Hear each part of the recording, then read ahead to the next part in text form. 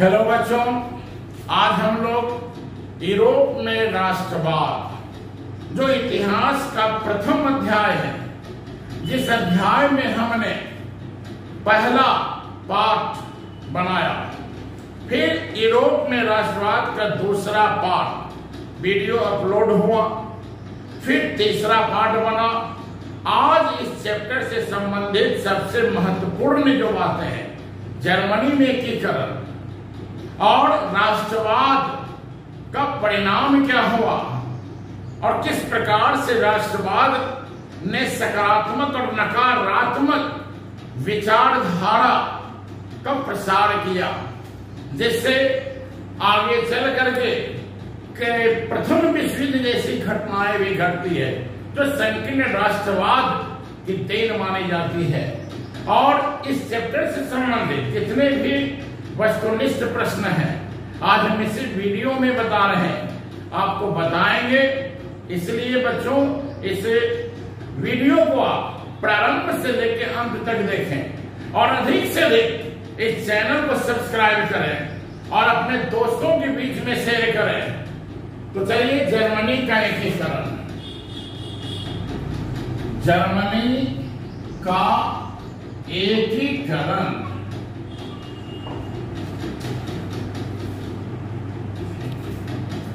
Unification of Germany. बच्चों, Germany का एकीकरण 1871 ईस्वी में हुआ था और जर्मनी के एकीकरण में बिस्मार्क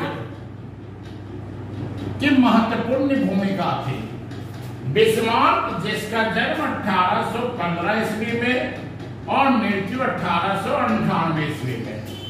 बिस्मार्क, जिसे विलियम प्रथम, ये कौन था? यह प्रसा का सम्राट था, राजा था।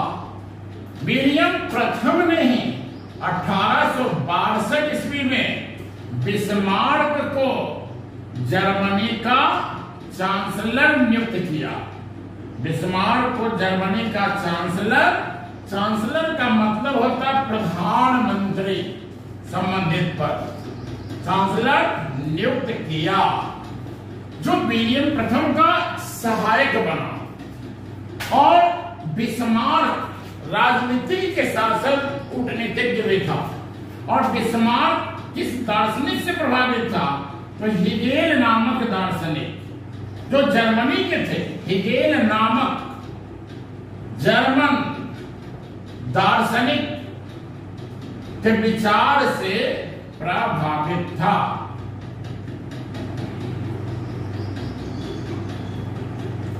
और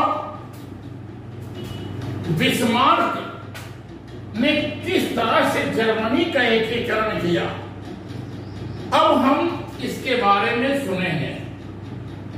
बच्चों, जर्मनी में एक सार्लमा नाम का एक शासक हुआ। सार्लमा कहता है 800 ईस्वी तक यह एक संगठित क्षेत्र था, एक सुदृढ़ क्षेत्र था। और 800 ईस्वी के बाद, यानी कहता है मध्यकाल से लेकर आधुनिक युग तक आते आते वह जो संगठित क्षेत्र था, वह संगठित क्षेत्र एक विशाल भूभाग 300 छोटे बड़े राज्यों में, छोटे व बड़े राज्यों में बट गया। तो सबसे जो पहला पॉइंट हम पढ़ रहे हैं, इसकी भौगोलिक पृष्ठभूमि समझने के लिए 300 छोटे व बड़े राज्यों में ये कहता है बट गया। अब यहां पे हम लोग समझेंगे जर्मनी के एकीकरण की जो सबसे बड़ी जो बाधाएं वह वहां की धार्मिक, राजनीतिक, भौगोलिक विषमता। अब धार्मिक विषमता क्या है? कहता यह जो क्षेत्र है मुख्यतः 3 भागों में, उत्तर, मध्य और दक्षिण भागों में बटा था। उत्तर में पर्सा सैक्सनी, मध्य में राइनलैंड, दक्षिण में बवेरिया।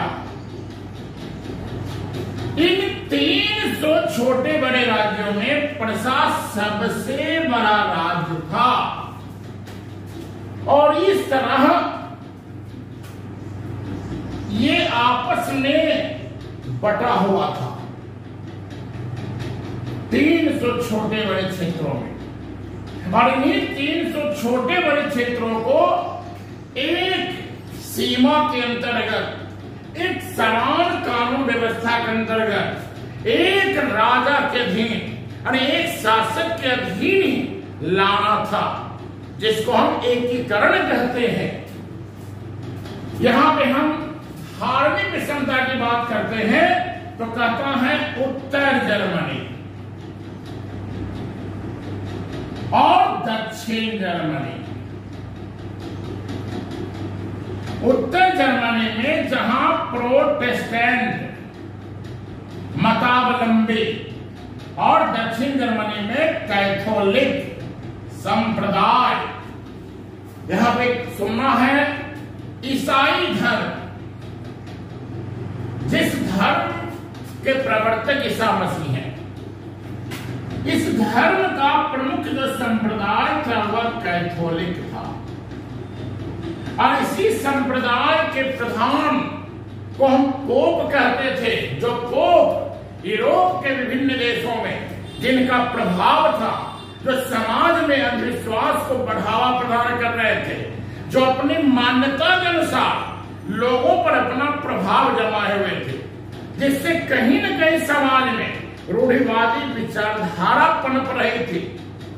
इसी पोप की मान्यता के विरुद्ध मार्टिन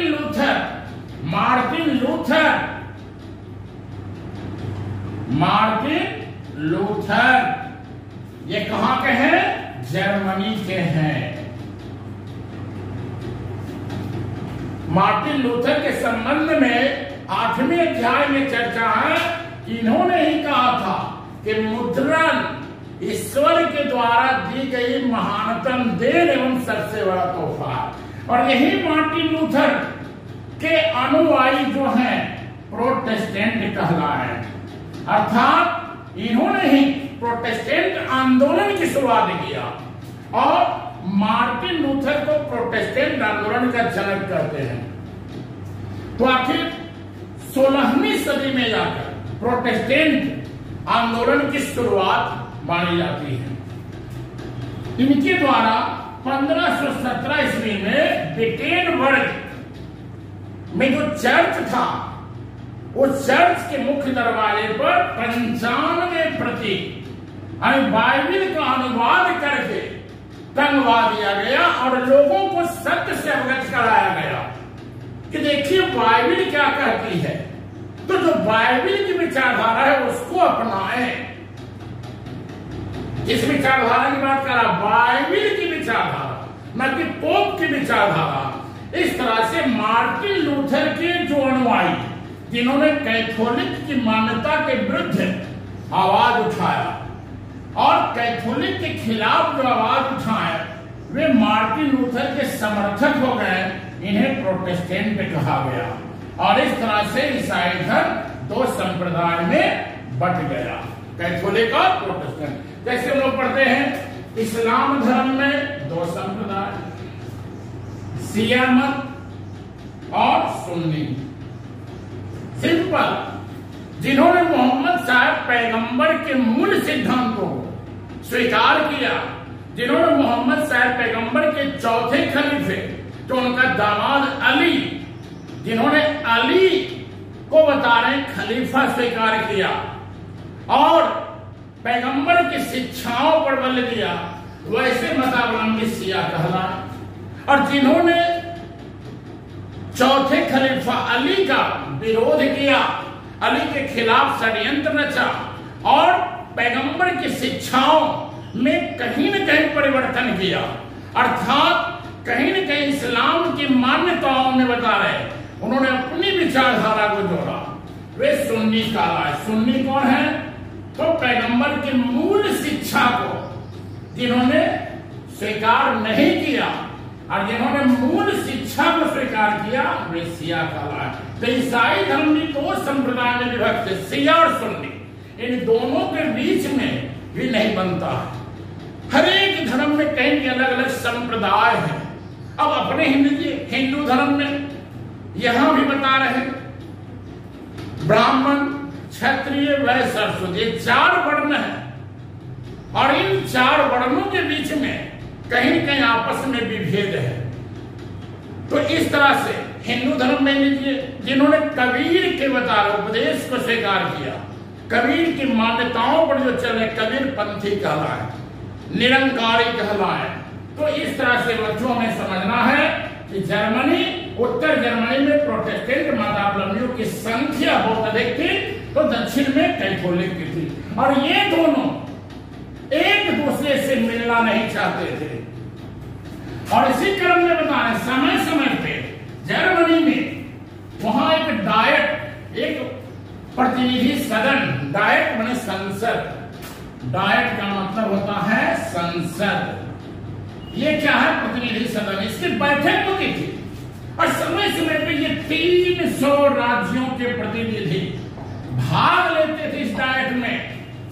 लेकिन कभी भी उनमें जर्मन राष्ट्रवाद की जो भावना, अरे राष्ट्रवाद की भावना जगी नहीं। उन्हें लगा ही नहीं कि हम लोगों को एक होकर के एक विशाल क्षेत्र प्रदान करना है, ऐसा उन्हें नहीं लगा। कहता है तो इस तरह की धार्मिक विषमता, राजनीतिक विषमता क्या है? 300 छोटे बड़े राज्यों में अलग अलग प्रकार से राजाओं का शासन, ये भी विषमता। भौगोलिक विषमता, आपस में अलग अलग सीमाओं में बंधा होना, तो ये है। थर्ड हम और करते हैं एकीकरण में, नेपोलियन बोनापार्ट का योगदान। जब 1804 ईस्वी में नेपोलियन बोनापार्ट फ्रांस का शासक बना और जब इसने यूरोप के विभिन्न देशों को सैनिक शक्ति के बल पर जब जीता, तो इस क्रम में इसने क्या किया? जर्मनी में ये 300 छोटे बड़े राज्यों को जीतकर उसे कहता है 39 रियासतों में, ये 300 छोटे बड़े रियासत जो है 39 रियासत में बदल गए। तो पहले कितना था? 300, अब कितना हो गया? 39। किसने किया? 1806 ईस्वी में जर्मन राइन संघ, जर्मन राइन संघ का निर्माण किसने किया? Napoleon Bonaparte. कब किया? 1806 में। जर्मन राइन संघ में क्या हुआ? 300 रियासतों को 39 रियासत में बदल दिया गया। इस तरह से क्या हुआ? एक क्षेत्र जब दूसरे क्षेत्र में मिले तो उनमें राष्ट्रवाद की भावना ओतप्रोत हुई। कहीं न कहीं नेपोलियन बोनापार्ट ने ही जर्मनी में राष्ट्रवाद की पृष्ठभूमि तैयार कर दिया, इसने ही तैयार किया। और यहां तक वहां प्रशासनिक सुधार, वहां की आर्थिक व्यवस्था में सुधार, वहां की बता रहे हैं जो व्यवस्थाएं थी, बता रहे हैं आर्थिक, प्रशासनिक इत्यादि में जब सुधार किया। लेकिन वही सुधार व्यवस्था कहीं कहीं जर्मनी के लोगों को ठेस पहुंचा रही थी। वे फ्रांस, जिसने जर्मनी को बता रहे आर्थिक क्षति पहुंचाया था, और नेपोलियन बोनापार्ट ने जिस तरह से अपने शासन को मानने के लिए बाध्य किया, इससे लोगों में लोग आहत हुए और इस तरह से उनमें जर्मन राष्ट्रवाद की भावना जगी। आगे और करते हैं जर्मनी के एकीकरण में बुद्धिजीवियों का योगदान, बुद्धिजीवियों का योगदान, ये चौथा पॉइंट होगा, बुद्धिजीवियों। तो बुद्धिजीवियों इसमें दार्शनिक भी आते हैं, कलाकार भी आते हैं, इनमें कई दार्शनिक, हेगेल, अंडर्ट, Kant, Fichte, Herder, Jacob Green इत्यादि हैं। हेगेल ये जर्मनी के महत्वपूर्ण दार्शनिक हुए जिनकी विचारधारा से बिस्मार्क प्रभावित था। प्रश्न ये है, बिस्मार्क जर्मनी के किस दार्शनिक के विचारधारा से प्रभावित था? हेगेल। और हेगेल जिन्होंने ऐतिहासिक द्वंद्ववाद की व्याख्या करते हुए जर्मन लोगों को कहा कि जब तक कोई शक्तिशाली संगठन नहीं होगा, कोई सर्वोच्च सत्ता नहीं होगी, तब तक तुम लोगों का विकास नहीं होगा। इसीलिए अगर जर्मन नागरिकों का विकास अगर करना है तो एक संगठन, एक सर्वोच्च शक्ति, एक सत्ता चाहिए। इनकी विचारधारा ने लोगों में राष्ट्रवाद की भावना को प्रबल, ये अपनी कविता के माध्यम से लोगों को जगा रहे थे। जैसे हमारे देश के आजादी में रविन्द्रनाथ टैगोर, बंकिम चंद्र चटर्जी, रामधारी सिंह दिनकर, ऐसे अनेक लोग हुए जो उस समय भारत के राष्ट्रवाद को बता रहे, प्रबल बना रहे थे, अपनी लेखनी के माध्यम से लोगों को जगा रहे थे। इसलिए अंडर्ट ने भी कविता के माध्यम से लोगों को जगाया। कांट, फिक्टे ये भी दार्शनिक है, इन्होंने भी अपनी विचारधारा से लोगों को प्रेरित किया। फिक्टे इन्होंने जिम की स्थापना, व्यायामशाला स्थापित किया और वहां युवाओं को बता रहे राष्ट्रवाद के लिए प्रेरित किया। हर्डर ये ऐसे दार्शनिक हुए जिन्होंने कहा कि हर एक देश की समान भाषा, अनेक अपनी पहचान संस्कृति होती है। ये किसी भी देश की संस्कृति का विरोध नहीं करते थे, बल्कि एक संस्कृति, एक भाषा की बात करते थे कि जब तक तुम्हारी अपनी भाषा संस्कृति नहीं होगी, तुम्हारी पहचान नहीं होगी। इसीलिए हर्डर के विचार ने भी लोगों को बता रहे, प्रेरित किया। इसी तरह जैकब ग्रीन है और भी बता, हर्डेलबर्ग, नोबलिस जिन्होंने अपने चित्र के माध्यम से लोगों को जागरूक किया। तो बुद्धिजीवियों का इसी में हम देखते हैं कि शिक्षण संस्थान जर्मनी में ही बायमर राज्य का येना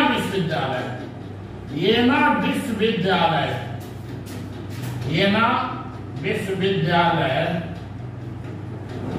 ये कहता है आंदोलन का प्रमुख गतिविधि केंद्र था। और यहाँ बता रहे हैं शिक्षण संस्थान से जुड़े जो शिक्षक हैं, विद्यार्थी हैं, कहता है 1815 ईस्वी के बाद ब्रुसेल सेप्ट नामक एक संस्था का गठन किया गया। और ब्रुसेल सेप्ट का उद्देश्य था कि जर्मनी का एकीकरण करना है, जर्मनी को एक संगठित रूप प्रदान करना, इसीलिए लोगों को आपस में जोड़ा जाए। तभी तो बता रहे ऑस्ट्रिया के चांसलर मेटरनिच ने 1819 ईस्वी में कार्लसवाद के आदेश के तहत वहां जो राष्ट्रवाद की भावना जग रही थी उसको कुचलने का प्रयास किया। वहां के प्रेस प्रकाशन पर प्रतिबंध लगा दिया, वहां की शैक्षणिक गतिविधियों पर नियंत्रण किया गया, यहां तक कि बता रहे गुप्तचर बहाल किए गए। ऐसे अनेक कार्य हुआ किया। कहता इस कार्लसवाद के आदेश ने राष्ट्रीय आंदोलन को कुचलने का प्रयास किया, लेकिन पूरी तरह कहता है कि उनकी भावना जो थी उसको वह दबा नहीं पाया। हाँ, इतना तो है 1848 ईस्वी तक बता रहे हैं जर्मनी में जो राष्ट्रवाद की भावना थी वह भावना बता रहे हैं तो कहीं न कहीं वह दमन किया। और 1848 की जो फ्रांसीसी क्रांति, इसी क्रांति के बाद जर्मनी में राष्ट्रवाद की भावना काफी प्रबल होती है। और यहां पे जो पॉइंट है वह फ्रैंकफर्ट, क्या फ्रैंकफर्ट यहीं पे बता रहे हैं प्रतिनिधि सभा बुलाई गई थी, संसद की सभा का आयोजन किया गया था। यह 1848 की घटना है, मई या कहीं मार्च भी लिख देता है। तो 1848 ईस्वी, 18 मई 1848 ईस्वी में जर्मनी के जो बता रहे हैं बुद्धिजीवी थे, उनमें बता रहे फ्रांसीसी क्रांति से बता रहे जो राष्ट्रवाद की भावना जगी, एकीकरण के प्रति बैठक आयोजन किया गया और कहा गया कि एक राजा और उस राजा को बता रहे हैं संसद के नियंत्रण में काम करना होगा और वही राजा के नेतृत्व में जर्मनी का एकीकरण भी किया जाएगा। और इसके लिए जो फ्रेडरिक विलियम चतुर्थ था, फ्रेडरिक विलियम चतुर्थ जो प्रसा का सम्राट था, फ्रेडरिक विलियम चतुर्थ, ये कौन था? प्रसा का सम्राट। कहा भाई इसी के नेतृत्व में एकीकरण की बात कहेगी, लेकिन इसने स्वीकार कर दिया ये जो है निरंकुश प्रवृत्ति का, और ये ऑस्ट्रिया के खिलाफ खड़ा होना नहीं चाहता था। इस ऑस्ट्रिया से कहीं न कहीं सिर्फ भय था, इसीलिए इसने अस्वीकार कर दिया। और इतना ही नहीं, दक्षिण जर्मनी के जो प्रतिनिधि थे उन्होंने भी बता रहे हैं इसे मान्यता को स्वीकार नहीं किया, इस बात को स्वीकार नहीं किया, और इस तरह से संसद भंग हो गई। और जर्मनी के एकीकरण में बता रहे हैं यहां पे ठीक इसी के बाद जो घटनाएं आती है 1848 की जो बता रहे हैं क्रांति को उपरांत फ्रेडरिक विलियम चतुर्थ द्वारा अनेक प्रतिनिधि सदन की बात को नहीं माना गया और संयोगवश 1861 में जाते जाते इसकी मृत्यु हो जाती है। और इसकी मृत्यु के उपरांत इसी का भाई है विलियम प्रथम। विलियम प्रथम शासक बना, ये राष्ट्रवादी विचारधारा का पोषक था और इसने तय कर लिया कि प्रसा के नेतृत्व में ही जर्मनी का एकीकरण करना है। तो थोड़ा सा बच्चों देखना है कि जर्मनी के एकीकरण में विलियम प्रथम का भी योगदान है। वहीं यहाँ पे एक आर्थिक राष्ट्रवाद की भी बात करेंगे। आर्थिक राष्ट्रवाद ये क्या है?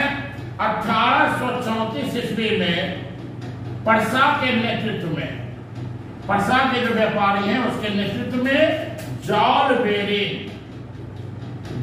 बेरिन संघ का निर्माण हुआ था।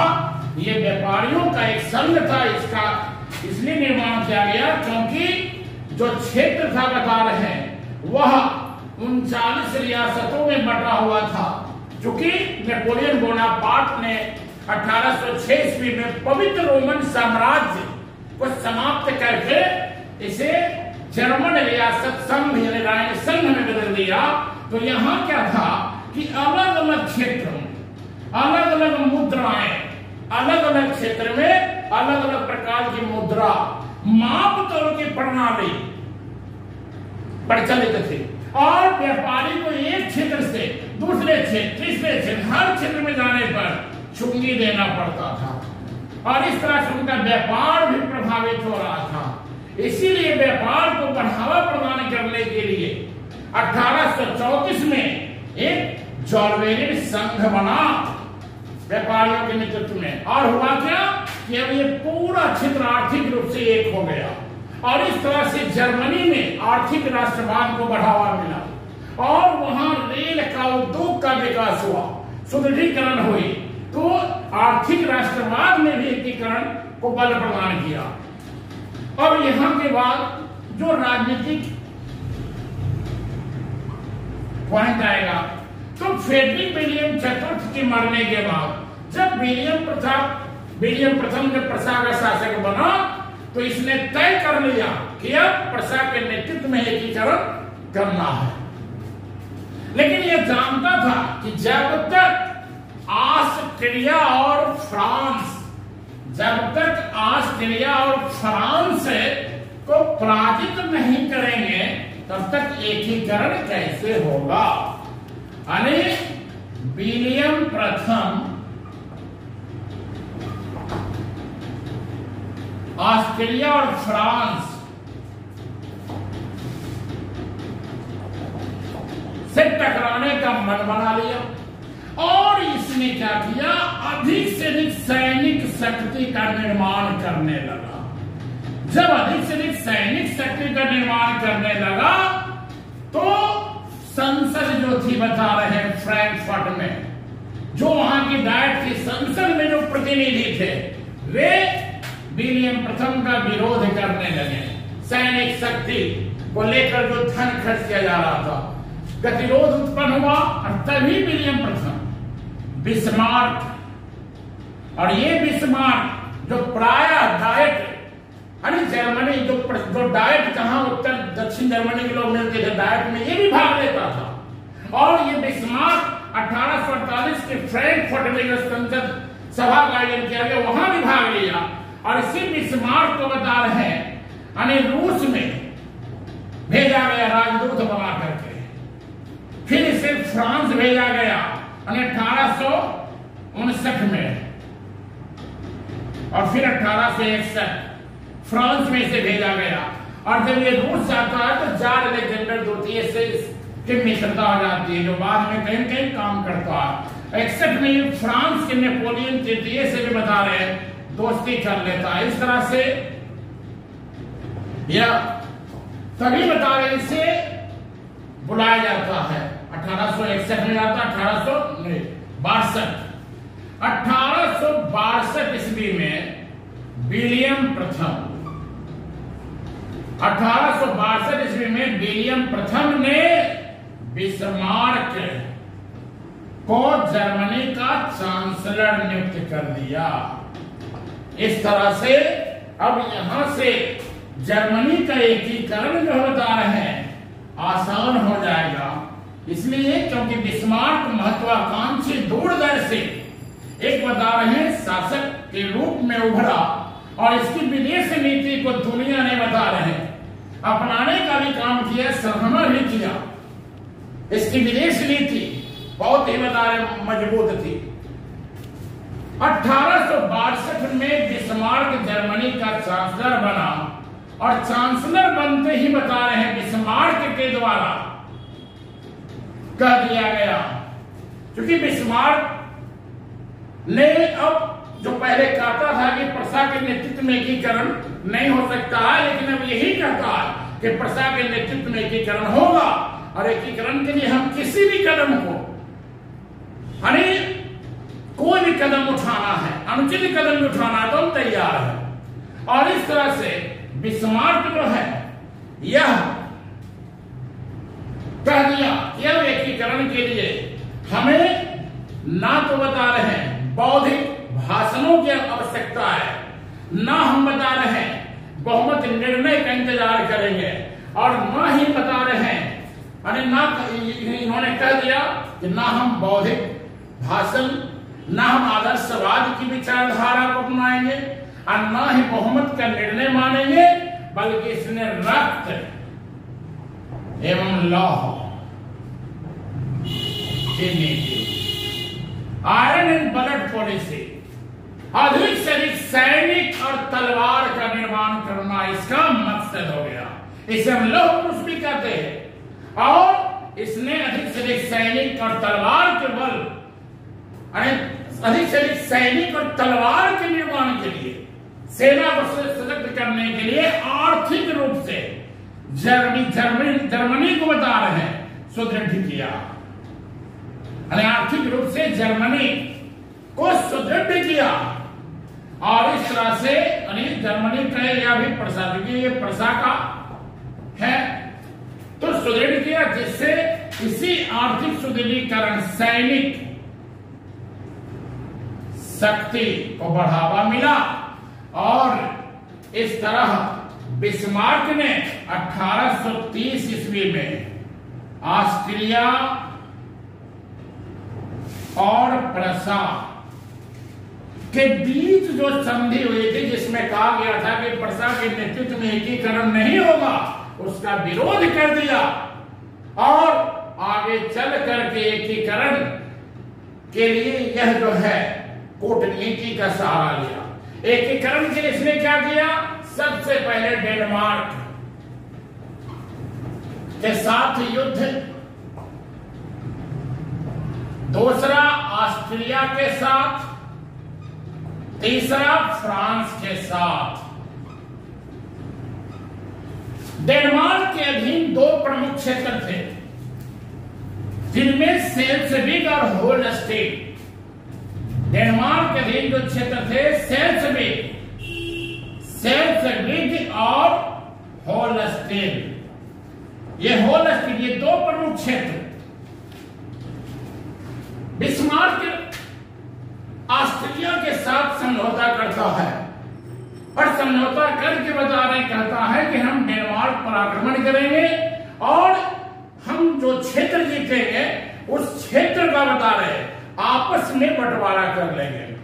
इसी के साथ बता रहे इसने 1864 ईस्वी में डेनमार्क पर आक्रमण कर दिया और सेल्सविग और होलस्टीन ऑस्ट्रिया की सहायता से जीत लिया। जीत तो लिया, जीतने के बाद 1865 ईस्वी में गैस्टिन की संधि करता है और इस संधि, यह जो संधि है अस्थायी संधि था और इसी संधि के तहत सेल्सविग अपने पास रखा, यानी प्रसा के अधीन किया और होलस्टीन ऑस्ट्रिया को दे दिया, दे तो दिया। बाद में चलकर यही बिस्मार्क जो है, यानी बिस्मार्क में होलस्टीन की जनता, क्योंकि यहाँ भी जर्मन भाषी, यहाँ भी जर्मन भाषी, और इस यहाँ की जनता को भड़का दिया ऑस्ट्रिया के विरुद्ध। जब यहाँ विद्रोह की लहर उत्पन्न हुई, ऑस्ट्रिया प्रसा को पार करके यहाँ जाना चाहता है, जिसका विरोध किया। इधर बिस्मार्क ने क्या किया? फ्रांस के साथ, रूस के साथ और ब्रिटेन के साथ मैत्री संबंध स्थापित कर लिया और काम को तटस्थराना। और इटली के जो शासक थे विक्टर इमैनुअल द्वितीय, विक्टर इमैनुअल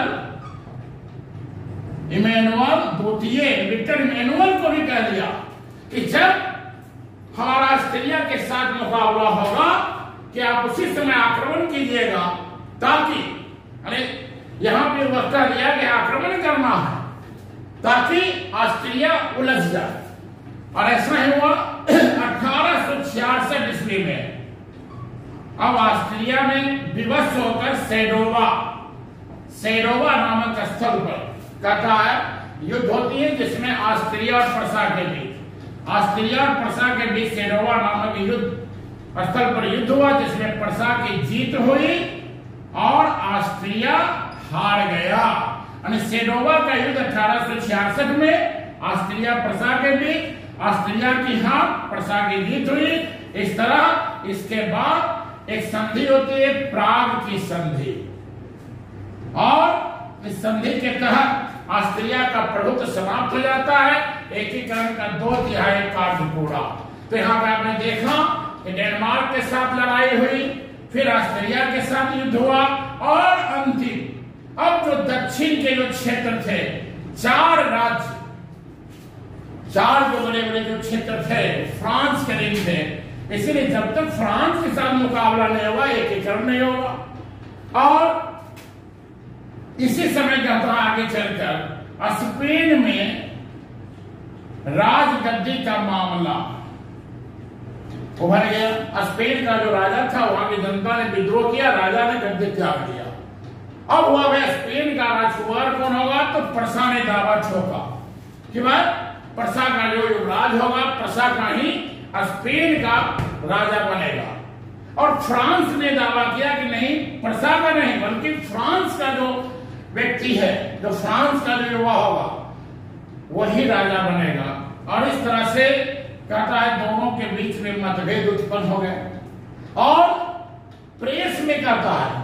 अरे नेपोलियन तृतीय के द्वारा एक समाचार तार जिसको हम कहते हैं, एक लेटर भेजा जाता है, और वह लेटर का उद्देश्य था दोनों के बीच में समझौता। लेकिन बिस्मार्क तो युद्ध चाहता था, और उसने बता रहे हैं फ्रांस के विरुद्ध बता रहे हैं हर एक देशों को, रूस को भी समझा दिया कि क्रीमिया के युद्ध भी यही फ्रांस तुम पर आया था, और उसे याद दिला दिया। इस तरह से बता रहे हैं, जो भी बता रहे फ्रांस के मित्र राष्ट्र फ्रांस से अलग हो गए। ऑस्ट्रिया को भी याद दिला दिया कि तुम्हारा भी मदद नहीं किया, और तुम्हारे साथ हम शांति की वार्ता कर चुके हैं, समझौता कर चुके हैं। ऑस्ट्रिया भी अलग हो गया, फ्रांस को अलग थलग कर दिया। कहता है यह फ्रांस यूरोप का एक महाशक्ति था, और इसी के पतन के बाद जर्मनी का जन्म होगा। फ्रांस की तोती बोलती थी, इसी फ्रांस को लेकर मेटरनिख ने कहा था कि जब फ्रांस सीखता है तो पूरे यूरोप को सर्दी और जुकाम होती है। और देखिए हालात यहां पर क्या होता है। जब बिस्मार्क को वह पत्र मिलता है, बिस्मार्क ने उस पत्र की जो बात है उसको तोड़ मरोड़ कर और मीडिया के सामने रखता है, जिससे फ्रांस की संसद विवश हो गई आक्रमण करने के लिए। अब तय हो गया कि अब इसका कोई निदान नहीं बल्कि युद्ध ही है।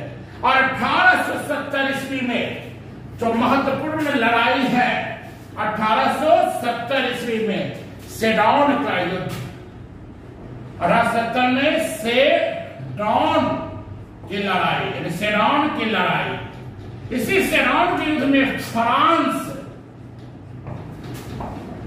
और पर्सा की लड़ाई हुई। फ्रांस हार गया, पर्सा की जीत हुई, और कहता है एकीकरण जो है वह अब लगभग पूरा हो चुका था। फ्रांस जब हार गया 1870 ईस्वी में सेडौन के युद्ध में पर्सा से, तो 10 मई 1871 ईस्वी 10 मई 1871 ईस्वी को फ्रैंकफर्ट की संधि होती है, और इसी संधि के तहत जर्मनी का एकीकरण पूरा हो जाता है। और फ्रैंकफर्ट की संधि के तहत अल्सेस लॉरेन जो फ्रांस का क्षेत्र था जर्मनी में मिला लिया जाता है। युद्ध क्योंकि फ्रांस ने शुरू किया था, तो युद्ध का हर्जाना जो है बता रहे हैं फ्रांस पे थोपा गया, और कहा कि जब तक फ्रांस हमें हर्जाना नहीं देगा हमारी सेना फ्रांस के क्षेत्रों से बाहर नहीं निकलेगी। और कहीं न कहीं देखिए इसी युद्ध का परिणाम भविष्य में चलकर प्रथम विश्व युद्ध के रूप में दिखलाई पड़ता है। और इस तरह जर्मनी का एकीकरण 1871 में हुआ, और वर्साय के महल में जो राजा था विलियम प्रथम, उसे कैसर की उपाधि के तहत जर्मनी का सम्राट घोषित किया जाता है।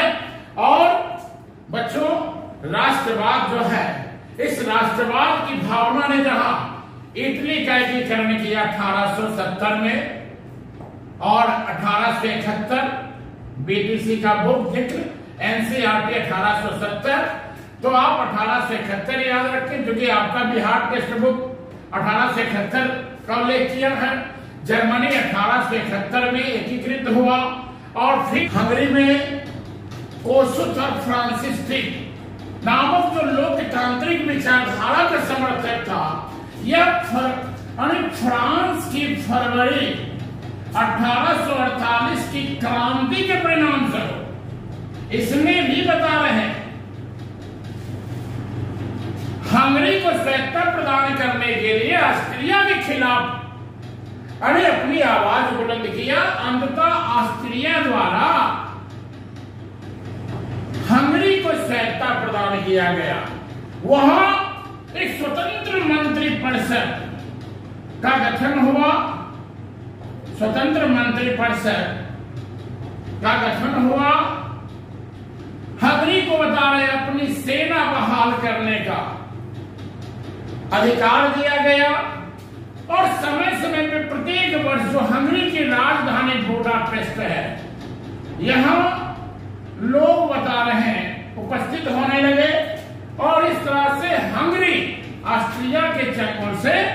मुक्त हो गया। वही बात करें पोलैंड की, तो पोलैंड में अवश्य ही वहां की जनता ने रूस के खिलाफ विद्रोह किया, लेकिन रूस ने पोलैंड के विद्रोह का दमन कर दिया। बोहेमिया, अब ये जो बोहेमिया है, यहां भी ऑस्ट्रिया के विरुद्ध आवाज उठी, लेकिन चेक जाति के द्वारा जिस तरह से हिंसक गतिविधि की गई, उन गतिविधियों के कारण ऑस्ट्रिया ने इस आंदोलन को कुचल दिया। तो इतना तय है बच्चों कि राष्ट्रवाद की भावना ने ही इटली का एकीकरण, जर्मनी का एकीकरण, तुर्की के चंगुल से यूनान को आजादी प्रदान किया और हंगरी को स्वायत्तता प्रदान किया। और इतना ही नहीं, इस राष्ट्रवाद की भावना बता रहे एशिया और अफ्रीका जैसे महादेशों में औपनिवेशिक शासन के विरुद्ध भी लोगों को एकजुट किया। तभी तो भारत में मैसूर के शासक टीपू सुल्तान, जिन्होंने फ्रांस से प्रेरित होकर जैकोबिन क्लब की स्थापना किया था। जैकोबिन क्लब की स्थापना किसने किया? टीपू सुल्तान। ये कहां का शासक था? मैसूर का। और श्रीरंगपट्टनम में स्वतंत्रता का वृक्ष लगवाया। तो वही इस राष्ट्रवाद की भावना का जहां सकारात्मक परिणाम है तो कुछ नकारात्मक परिणाम भी हुए। इसने अलग अलग देशों को एक संकीर्ण राष्ट्रवाद की मानसिकता में बांधने का काम किया, जिससे उपनिवेशवाद, साम्राज्यवाद को बढ़ावा मिला और बाद में चलकर प्रथम विश्व जैसी घटनाएं घटी। वहीं राष्ट्रवाद की बात करें तो हमारे देश में भारतीय पुनर्जागरण के नक्षत्र अग्रदूत राजा राममोहन राय, जिन्होंने 1821 में नेपल्स क्रांति की विफलता पर दुख प्रकट किया। अलग दुनिया में कई क्रांति होती थी और यदि वहां के लोग स्वतंत्र होते थे, चाहे वो निरंकुश राजा के विरुद्ध, चाहे वो औपनिवेशिक शासन के विरुद्ध, राजा राममोहन राय को काफी खुशी मिलती थी। वही बता रहे हैं 1927 ईस्वी में स्पेनिश जो बता रहे स्वतंत्रता है, स्पेनिश 1927 में होगा, सॉरी 1823, क्योंकि राजा राममोहन राय जो है इनका जन्म 1774 में हुआ था और इनकी मृत्यु 1833 में इंग्लैंड के ब्रिस्टल शहर में हुआ था। तो मर ही जब गए 1833 में, तो 1923 कैसे होगा? कॉन्सेप्ट है 1823। 1823 में स्पेनिश की जब आजादी होती है, स्वतंत्रता मिलती है, तब इन्होंने भोज का आयोजन किया था। और इस तरह से ये भी हमारे देश की आजादी में इनका भी योगदान है, क्योंकि इन्हें पुनर्जागरण का नक्षत्र अग्रदूत का इन्होंने समाज की जो कुरीतियां थी उसमें इन्होंने सुधार किया और अंत सती प्रथा का अंत। तो चलिए बच्चों, सरसरी नजर से एक बार देख लेंगे इस चैप्टर में। आज यह जो बता रहे चैप्टर समाप्त हो रहा है। अब इसका अगला जो चैप्टर आएगा समाजवाद एवं साम्यवाद, तो सबसे पहले एक बार फिर से हम लोग देख लेते हैं इससे प्रश्न कौन कौन आते हैं। तो राष्ट्रवाद की भावना का बीजारोपण किस काल में? पुनर्जागरण काल। राष्ट्रवाद की भावना सर्वप्रथम किस क्रांति के दौरान? तो फ्रांसीसी क्रांति। तीसरा प्रश्न है जर्मनी में राष्ट्रवाद की भावना की पृष्ठभूमि किसने तैयार किया? Napoleon Bonaparte. जर्मन राष्ट्र संघ का निर्माण 1806 ईस्वी में किसने किया? Napoleon Bonaparte. मैटरनिक कहां का चांसलर था? ऑस्ट्रिया का। मैटरनिक युग कब से कब तक माना जाता? 1815 से 1848। वियना सम्मेलन कब हुआ? 1815 ईस्वी में। कार्बोनरी संगठन की स्थापना कब हुई? 1810। मेजनी के संगठन का सदस्य था कार्बोनरी। यंग इटली की स्थापना कब हुई? 1831। किसने किया? मेजनी ने। यंग यूरोप का गठन कब हुआ? 1834 में। किसने किया? मेजनी ने। इटली के एकीकरण की नींव किसे कहते हैं? मेजनी को। इटली के एकीकरण का तलवार किसे कहते हैं? गैरिबाल्डी को। गैरिबाल्डी पेशे से क्या था? नाविक था। विक्टर एमेनुएल द्वितीय ने काबुल को किस पद पर नियुक्त किया? प्रधानमंत्री। इटली एवं जर्मनी किस महादेश में? यूरोप। इटली जर्मनी के एकीकरण से किस महादेश का मानचित्र बदल गया? यूरोप। एड्रियानोपल की संधि कब हुई? 1829 में। किन दो देशों के बीच? तो तुर्की और रूस के बीच। यूनान कब आजाद हुआ? 1832 में। और यूनान किसके प्रभुत्व में था? तो तुर्की। पूरे यूरोप के लिए ज्ञान विज्ञान साहित्य कला का प्रेरणा स्रोत कौन माना जाता है? तो यूनान को माना जाता था। और हंगरी की राजधानी बुडापेस्ट। सेडोवा का युद्ध कब हुआ? 1866। ऑस्ट्रिया प्रसा के बीच। सेडान का युद्ध कब हुआ? 1870 में। प्रसा और फ्रांस के बीच। कौन जीता था? तो प्रसा की जीत हुई थी। फ्रैंकफर्ट की संधि कब हुई? 10 में 1871। श्रीरंगपट्टनम में स्वतंत्रता का बीज किसने लगवाया? तो टीपू सुल्तान ने। क्रीमिया की युद्ध कब हुआ? 1853-54 में। जॉन बेरिंग क्या था? तो व्यापारियों का संघ था।